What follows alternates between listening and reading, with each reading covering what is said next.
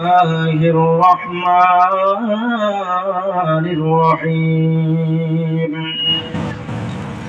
وما خلقت الجن والإنس إلا ليعبدون بسم الله الرحمن الرحيم ألا إن أولياء الله لا خوف عليهم ولا هم يحزنون صدق الله العظيم وصدق رسوله النبي الأمين المتين الكريم ونحن على ذلك لمن الشاهدين والشاكرين والحمد لله رب العالمين إن الله وملائكته يصلون على النبي يا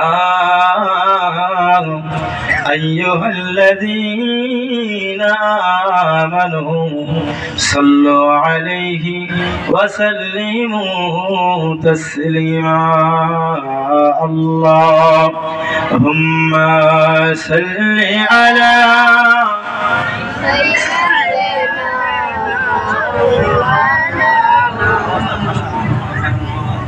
وعلى آل سيدنا مولانا আরব দেশের তেঁতুল মিষ্টি মিষ্টি খেজুর বেদানা জোরে বলুন সুবহানাল্লাহ সুবহানাল্লাহ। আরবের তেঁতুল মিষ্টি খেজুর এই সবগুলোই তো মিষ্টি, তাই না? হ্যাঁ, আবে জমজমও মিষ্টি, মিষ্টি কি মিষ্টি না? এগুলো আমরা কারা কারা পান করতে চাই একটু হাত তুলে বলি তো। আবে জমজম পান করবেন? যারা পান করার ইচ্ছা আছে জোরে বলে ইয়া রাসূলুল্লাহ, ইয়া রাসূলুল্লাহ, আরো জোরে ইয়া রাসূলুল্লাহ, ইয়া রাসূলুল্লাহ। এতক্ষণ পর্যন্ত বক্তব্য শুনলেন, আপনারা কিছুই বলছেন না, না সুবহানাল্লাহ বলছেন না আলহামদুলিল্লাহ বলছেন। বাড়ি থেকে মনে হয় কসম কেটে এসেছেন নাকি যে আল্লাহর কসম, মানে বক্তা সাহেব যাই বলুন আমরা কিছু বলবো না। হ্যাঁ, আমার থিওরি ওটা নয়। আপনারা যতক্ষণ বলবেন আমি ততক্ষণ আমাকেও বলতে ভালো লাগবে, তাই না? আর মুসলমানের ধ্বনিগুলো জোরে হওয়ার দরকার আছে, আস্তে নয়। একবার জোরে বলুন সুবহানাল্লাহ সুবহানাল্লাহ। আরব দেশের তেঁতুল মিষ্টি মিষ্টি খেজুর বেদানা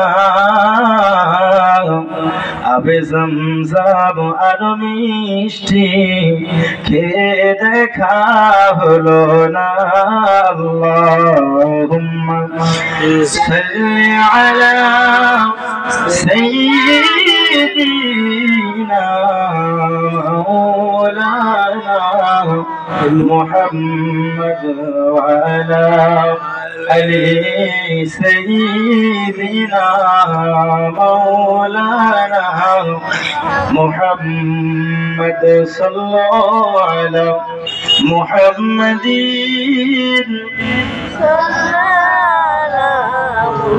محبت درود پڑھن صلی اللہ علی محمد صلی اللہ علی محمد ہر دم زبان سے نکلو پاک نام محمد ہر دم زبان سے نکلو شفیعنا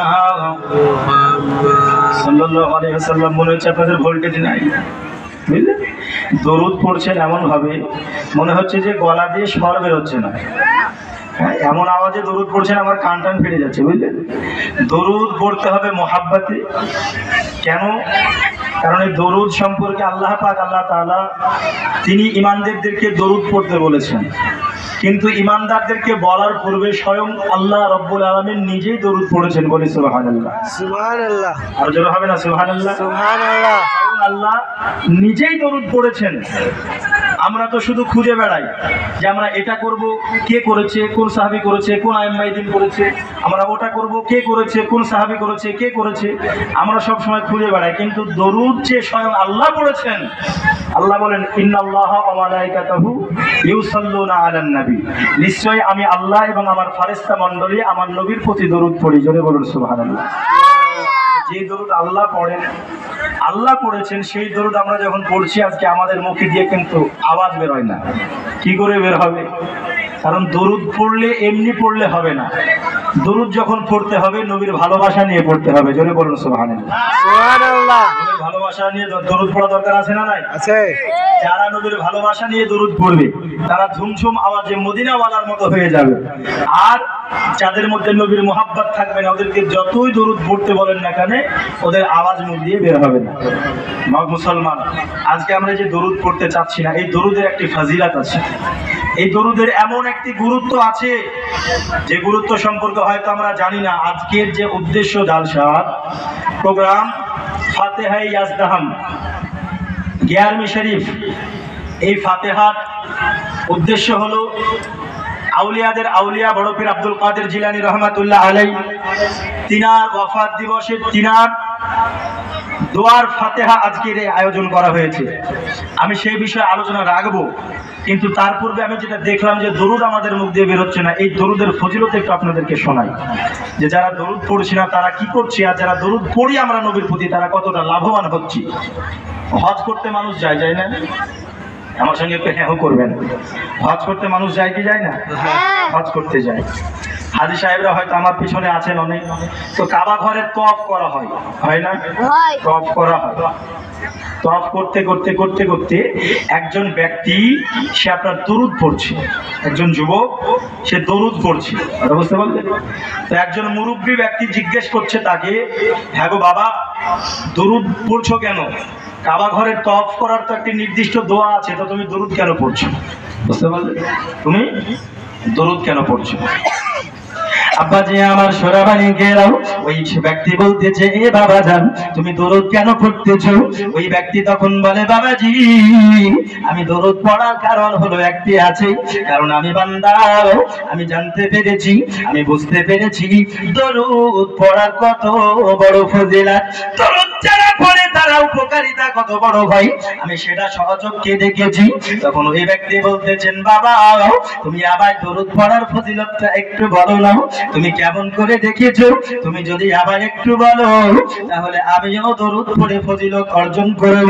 সঙ্গে সঙ্গে ওই ব্যক্তি বলতেছেন বাবাজি আমি কাবা ঘরে তওয়াফ করতেছি, আমি হজে এসেছি, হজ করতেছি আমি, কিন্তু শুনে নিন বাবা আমি হজ করতে আসার পথে আমি একা একা আসছিলাম না, হজ করতে যখন আমি আসছিলাম আমার সঙ্গে আমার বাবাও ছিল, আমি আমার বাবার সঙ্গে হজের পথে রওনা দিয়েছিলাম।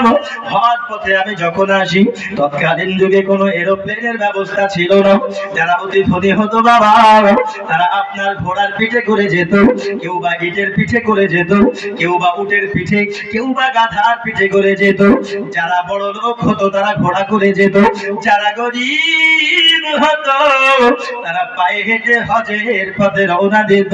দরদি ওই বান্দা তখন বলতেছে রে বাবাজি আমি যখন হজ করতে আসছিলাম সঙ্গে আমার বাবাও ছিল, আমার বাবা জানের সঙ্গে আমি হজ পথে যখন আসছিলাম বিরাট একটি বিরান জঙ্গলে আমি আমার বাবার সঙ্গে আস্তে আস্তে আস্তে আস্তে বাবা আমার বাবা যেন অসুস্থ হয়ে পড়ে গেল, আমার বাবা যেন অসুস্থ হয়ে গেল।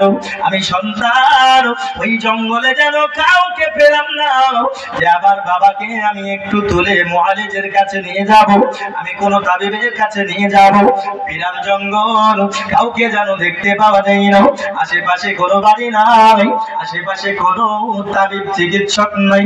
হে বাবাজি আমার, ওই সন্তান বলতেছি আমার বাবা অসুস্থ হওয়ার পরে ওই জায়গায় যেন শুয়ে পড়লো, একটি গাছের তলায় শুয়ে পড়লো। বাবা গাছের তলায় শোয়ার পরে একদিন, দুই দিন, তিন দিন ওই গাছের গোড়াতেই যেন রাত অতিবাহিত হলো।